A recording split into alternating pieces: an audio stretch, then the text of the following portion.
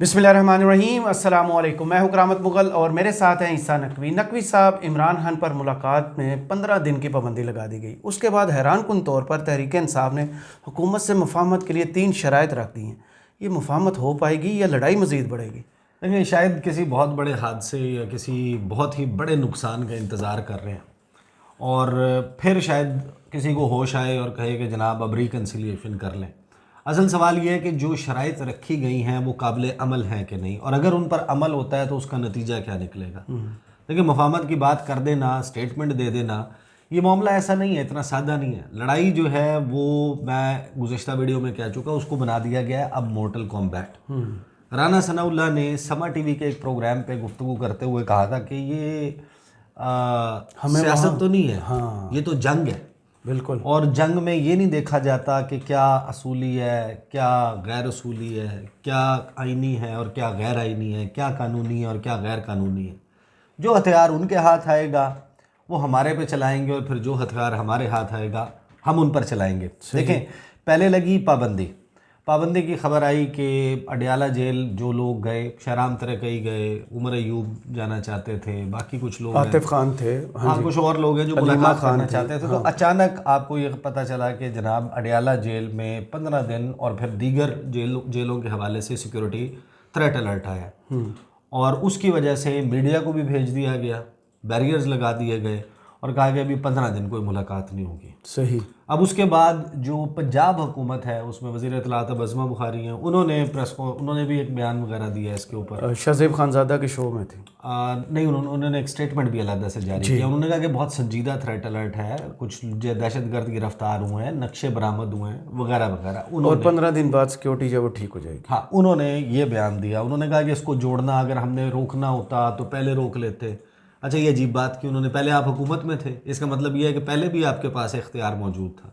उन्होंने कहा कि इलेक्शन भी तो यहीं से बैठ के लड़ा, बिल्कुल। और उस वक्त भी मुलाकातें होती रहीं, उस सारे प्रोसेस में होती रहीं, तो हमने कोई ख़ास चीज़ नहीं की।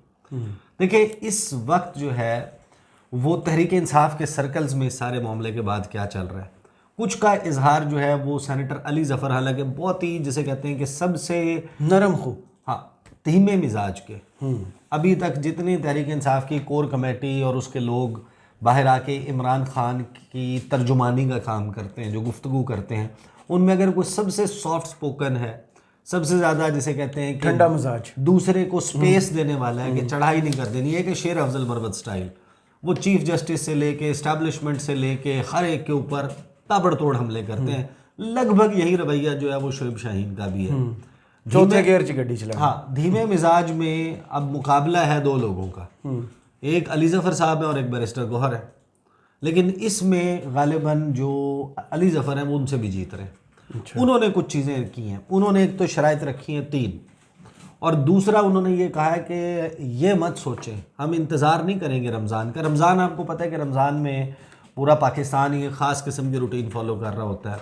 आपके सोने जागने के औकात कार चेंज हो जाते हैं, खाने पीने के, फिर जाहिर है कि इबादतों में लोग वक्त गुजारते हैं। लेकिन अभी इस वक्त जो सियासी टेम्परेचर्स हैं वो जिस किस्म के हैं, उसमें तहरीक इंसाफ ने इंदिया बहरहाल दे दिया है। उनके इंटरनली भी सर्कल्स में बात चल रही है कि ये जो पाबंदी लगी है, इस पाबंदी में और इस पाबंदी की वजह से जो इमरान खान का राब्ता है उनके लीडरशिप के साथ, जो उनके लॉयर्स के साथ, फैमिली के साथ, वो कट जाने की सूरत में इसका मतलब यह है कि ऑलरेडी इलेक्शन जो सेनेट के हैं वो भी बस इसी दौरान जो है वो तय पा वो जाएंगे। चौथा मार्का है, वो भी सर करने की कोशिश, वो हो जाएगा। तहरीक इंसाफ जो है वहाँ पर भी इंडिपेंडेंट्स के तौर पर आ जाएगी।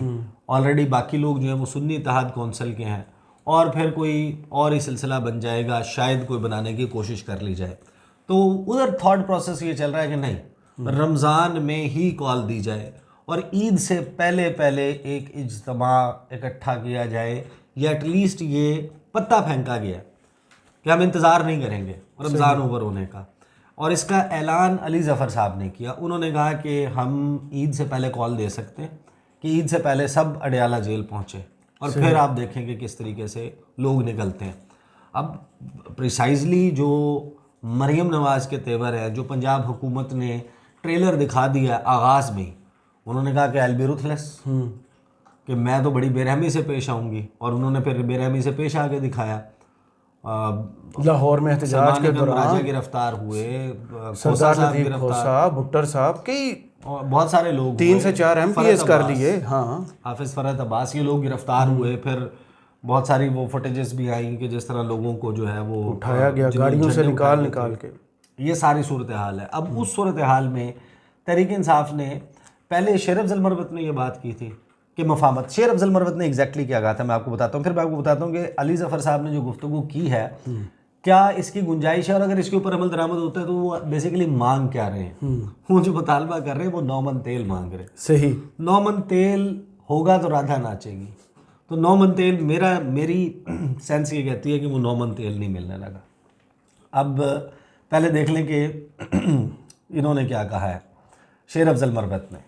पाकिस्तान तहरीक इंसाफ ने सियासी कुव्वतों के दरमियान मफाहमत की ख्वाहिश जाहिर करते हुए कहा कि एक पार्टी बरसरे इक़्तिदार आकर दूसरी को तख्ता मश्क बनाती है, इस अमल का खात्मा होना चाहिए। इंतकाम के चक्कर में बहुत ज़्यादतियाँ हो गई। अच्छा, ये सेंस बहुत सारे लोगों में है कि फुल स्टॉप कहाँ लगाना है, बहुत हो गया ना झगड़ा, ख़त्म करें अब इसको। 8 फरवरी का इलेक्शन जो है, उस इलेक्शन के बाद भी अगर हम उन्हीं हालात में जी रहे हैं तो 8 फरवरी से पहले तो फिर क्या फ़ायदा हुआ इस इलेक्शन का, इस सारे प्रोसेस का। और वो उनका मौक़िफ़ तहरीक इंसाफ का ये है कि भाई 70 अरब रुपए लगाया आपने इलेक्शन पे और 25 रुपए की बॉल पॉइंट से आपने उसके रिजल्ट चेंज कर दिए। कहते भाई 70 अरब ना लगाते, डायरेक्ट 25 रुपए की बॉल पॉइंट इस्तेमाल करते, नोटिफिकेशन कर देते और वो नताइज लिख देते। 25 रुपए की बॉल पॉइंट से आपने 70 अरब का इलेक्शन जो है उसका सत्यानाश कर दिया। अब उनका पॉइंट ऑफ व्यू ये है।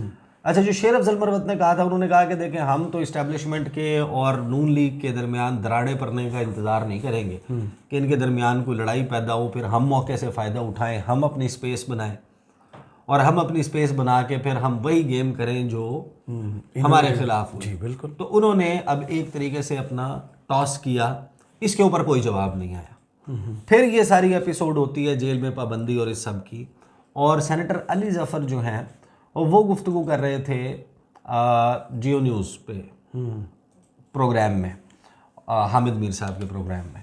उन्होंने रखी हैं 3 शर्तें सामने जी। उन्होंने कहा कि 10 मुतनाज़ा हलकों के ऑडिट कराए जाए, पीटीआई के ख़वातीन कैदियों को रिहा किया जाए और एहतजाज की इजाज़त दी जाए। सही। जिसका मतलब ये है कि इट्स अ नॉन स्टार्टर। अच्छा, अगर ये इक़दाम किए जाएँ तो मईशत, सेहत, तालीम और सिक्योरिटी मामलात में ताउन हो सकता है, वरना नहीं हो सकता। अभी इसका मतलब क्या है? पहली बात, 10 मुतनाज़ा हलकों के ऑडिट कराए जाएं। जब आप उनसे पूछते हैं कि आप किन हलकों के ऑडिट करवाना चाहते हैं, जब सरसरी तौर के ऊपर बात होती है या इशारा, होमवर्क बिल्कुल ठीक है। वो कहते हैं मरीम नवाज का हल्का खोलें, वो कहते हैं नवाज शरीफ का हल्का खोलें, ओन चौधरी का हल्का ओन चौधरी का हल्का खोलें, शहबाज शरीफ का हल्का खोलें, ख्वाजा आसिफ का हल्का खोलें, इस्लामाबाद के हल्के खोलें, नूर आलम खान का हल्का खोलें, इस्लामाबाद के हल्के खोल लें। आपको लग पता जाएगा। अब आप मुझे एक बात बताएं कि ये जो पहली शर्त है, इसका मतलब पता है क्या है? कि हुकूमत का धड़न तख्ता। बिल्कुल ऐसे ही है। जो रसीदें तहरीक इंसाफ के पास हैं, जो उन्होंने इंटरनेट पे डाली हुई हैं, जो व्हाट्सएप के ऊपर हर एक के पास पहुंची हुई हैं, वो अगर दुरुस्त हैं, जिसके बारे में वो ये दावा करते हैं कि आप फॉरेंसिक करवाएं, उसका ख़र्चा भी हम देते हैं, आपने दुनिया भर में किसी भी फर्म से इसका फॉरेंसिक करवाना है आप करवा लें, हम इसका ख़र्चा देने के लिए तैयार हैं। दूसरी तरफ इलेक्शन कमीशन ऑफ पाकिस्तान, उसने फॉर्म 45 अपलोड किए, एक तूफ़ान खड़ा हुआ सोशल मीडिया पे, और वो उसके बाद फॉर्म 45 वहाँ से हो गए गायब। तहरीक इंसाफ कह रही है कि ये 10 हल्के खोल लें, हम आपके साथ ताउन करते हैं, हम मईशत पे भी ताउन करते हैं, हम आपके साथ सेहत, तालीम, सिक्योरिटी, इन मामलात के ऊपर ताउन करते हैं। और जिसका फ्लिप साइड ये है कि मईशत पे ताउन ना करने का मतलब ये है कि जो IMF का और ये सारे मामलात हैं, दीगर मामलात हैं, जो सूबे का ताउन है वफाक के साथ, उसमें आपको रखना नज़र आएगा। दूसरा मुतालबा उन्होंने किया है कि ख़वातीन कैदियों को रिहा किया जाए, और तीसरा एहतजाज की इजाज़त दी जाए। अब ये तीनों वो मामलात हैं which are a non starter, यानी कि जब आपने कोई बात शुरू नहीं करनी होती, आप नहीं चाहते कि ये मामला आगे बढ़े, तो आप ऐसी सी शराइत रख दें। यानी कि ये शराइत तो जायज़ है, मैं इन शराइत को नाजायज़ नहीं कह रहा, लेकिन जब आप गवर्नमेंट के पॉइंट ऑफ व्यू से इस सारे मामले को देखते हैं तो उनके तो पल्ले ही कुछ नहीं रह जाएगा। ख़वातीन को रिहा करने में क्या मसला है?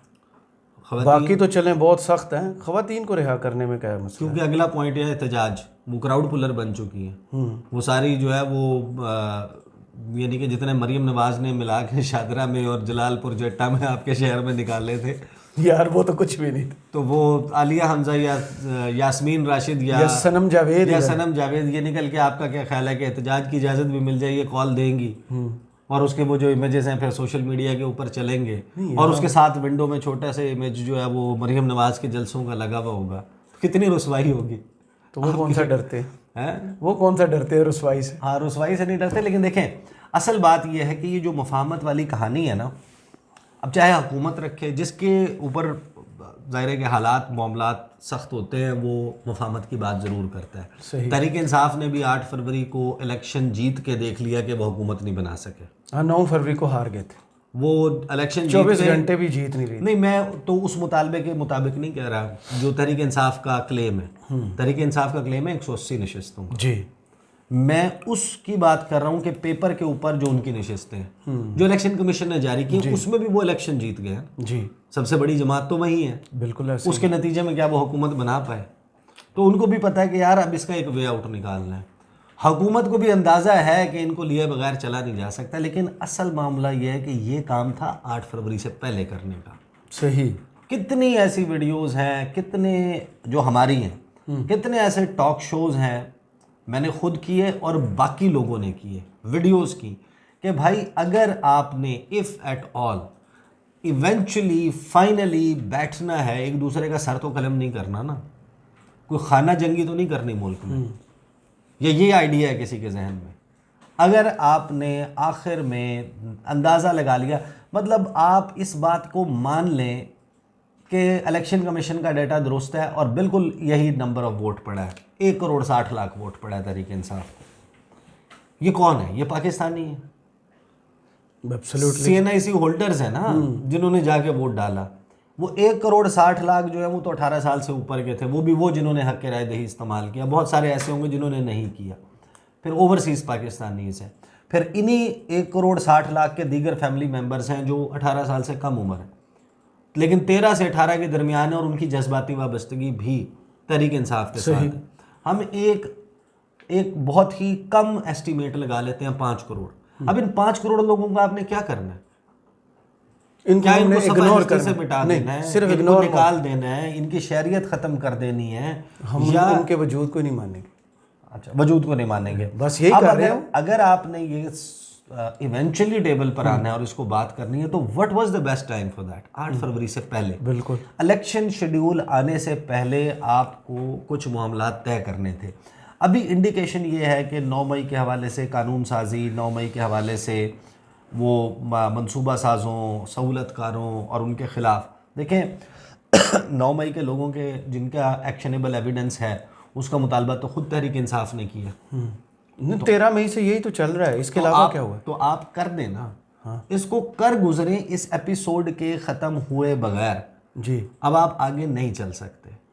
जिन लोगों की सज़ाएं बनती हैं वो 100 हैं, 200 हैं, 500 हैं, 1000 हैं या 10,000, जिसके खिलाफ आप अदालत में सबूत के साथ साबित कर सकते हैं उसको सज़ा दें। और जिसकी जो सज़ा बनती है, जितनी सख्त से सख्त सज़ा बनती है या जितनी भी नरमी हो सकती है, एक फाइनली काम करना पड़ेगा। और ये बेस्ट टाइम था कि 8 फरवरी से पहले आप कर लेते। आप इस मामले को, इस चैप्टर को क्लोज़ करके आप इलेक्शन की तरफ जाते। अब आप किस तरीके से तवक्को रखते हैं कि तहरीक इंसाफ भी किसी मफाहमत पर राज़ी होगी या हुकूमत भी? जब हुकूमत को पता हो कि मफाहमत के नतीजे में अगर तहरीक इंसाफ आ जाती है तो साड़ी खैर नहीं, और इनको तहरीक इंसाफ को पता है कि भाई ये हमारे साथ मफाहमत क्यों करेंगे। अगर मफाहमत करनी होती तो बल्ले का निशान लिया जाता, अगर मफाहमत करनी होती तो वो नॉमिनेशन पेपर जो है वो छीने जाते, प्रपोजल सेकेंडर को उठाया जाता, पेपर्स रिजेक्ट होते, फिर बहाल होते और फिर उनको उनकी मर्ज़ी की जमात में शामिल होने की इजाज़त मिल ना जाती और फिर उनको मखसूस नशिस्तें अलॉटना हो जाती, फिर वो सदारती इंतखाब में और दीगर उसमें चले नहीं जाते। तो ये जो सारी गेम है इसमें शराइत तो सामने रख दी हैं, but I don't see a chance कि मफाहमत होगी। अलबत्ता जो मामला सीरियस है, अगर तहरीक इंसाफ ईद से पहले कॉल दे रही है, जो जिसका इंडिकेशन आया कि हम ईद से पहले अडयाला जेल का रुख करेंगे। तो मफाहमत हो या ना हो, लेकिन एक प्रोग्राम बड़ा शदीद उसको धचका लगेगा और ख़राब हो जाएगा। वो प्रोग्राम है कि इस हुकूमत ने बैठकर अब IMF के साथ भी डील करना है, और इसने सऊदी अरब, UAE, कतर, चीन, कम से कम इन ममालिक के पास जाना और इनसे पैसे मांगने। अगर आपके घर में ये हो रहा है और आप बाहर जाकर पैसे कह रहे हैं कि हमारे पास इन्वेस्ट करें, तो ये मैं आपको सादा सी बात बता रहा हूँ, ये आपने 2 साल में देख लिया ना, तो इन्वेस्टमेंट नहीं आने लगी। सही। सरमायाकारी ऐसे नहीं आएगी, प्रोग्राम IMF का ऐसे नहीं होगा। आपके साथ दुनिया के सारे मुल्क चलने पर राज़ी होंगे अगर आपके घर में लड़ाई ख़त्म हो जाए। सही। ये वाहिद एक सिल्वर लाइनिंग है कि क्योंकि ये शर्त है तो लिहाजा चांस बन सकता है, लेकिन उसके लिए किस हादसे का इंतज़ार करना है, कितने बड़े नुकसान का इंतज़ार करना है, कितने पब्लिक आउटबर्स्ट का इंतज़ार करना है। फ़िलहाल तो पॉलिसी है वो जो मरीम नवाज साहिबा ने की है।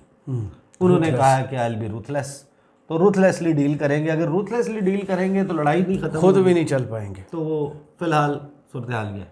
सही। बहुत शुक्रिया ईसा नकवी आपके तजिए का। कमेंट बॉक्स में ज़रूर बताइएगा ये वीडियो आपको कैसी लगी। इजाज़त दीजिए। अल्लाह हाफ़िज़।